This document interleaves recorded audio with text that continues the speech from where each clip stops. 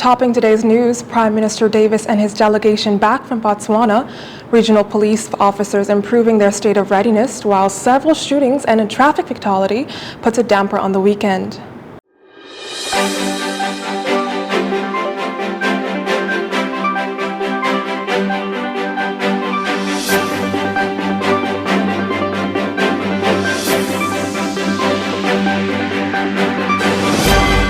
Good evening, Bahamas. I'm Chloe DeVoe. This is your JCN Evening News. Thanks for joining us. The ties between the Bahamas and Botswana are even stronger after a week of discussions and signing a memoranda of understanding. Prime Minister Philip Davis and his delegation are now back in the Bahamas, but during the closing press conference in Botswana, the Prime Minister said the collaboration between the two countries will support new opportunities for innovation and leadership for young people in both the Bahamas and Botswana. Prime Minister Davis noted that a lot has been accomplished in a short time. Let me just close by again reiterating my appreciation for the hospitality, the warmth, right, and the feeling of being at home that Botswana and its people have afforded me and the delegation. I affirm our commitment to continue to grow. The one thing that struck me, and one of the first questions that was asked of both of us when we faced the press, it was what progress was made from the visit of the President to the Bahamas.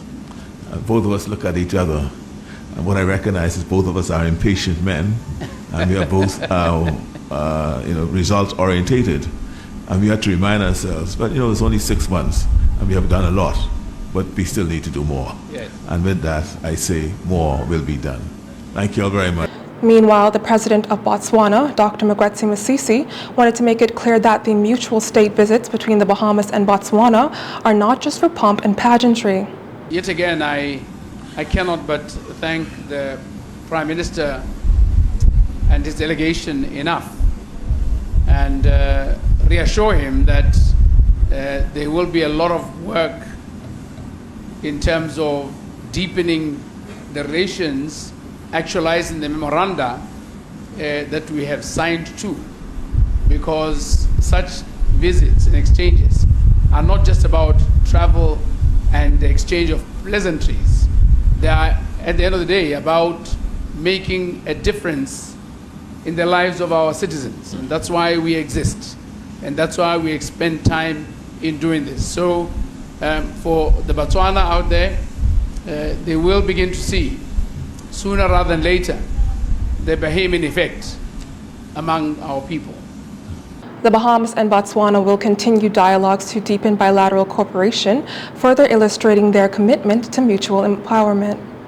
A 42-year-old man is dead and another is seriously injured following a shooting incident in the Kennedy subdivision area on Sunday morning.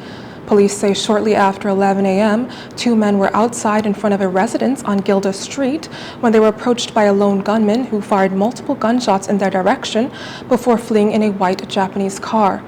Both victims, aged 41 and 42, sustained multiple gunshot injuries. However, the 42-year-old succumbed to his injuries while the 41-year-old remains in critical condition. Police are also looking for 2 male suspects in connection with another shooting incident that took place on Saturday at the junction of Burial Ground Corner and East Street, which left a 23-year-old male hospitalized with non-life-threatening injuries. Police investigations continue into both matters. And today, the Royal Bahamas Defense Force, in partnership with the Pan American Development Foundation, launched its Better Police Readiness in Caribbean Law Enforcement Organizations project.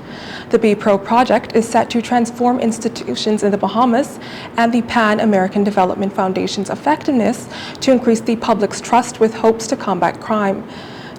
Director of International Narcotics and Law Enforcement Affairs at the U.S. Embassy, Todd Christensen, says the project will produce measures that better evaluate officers' performances.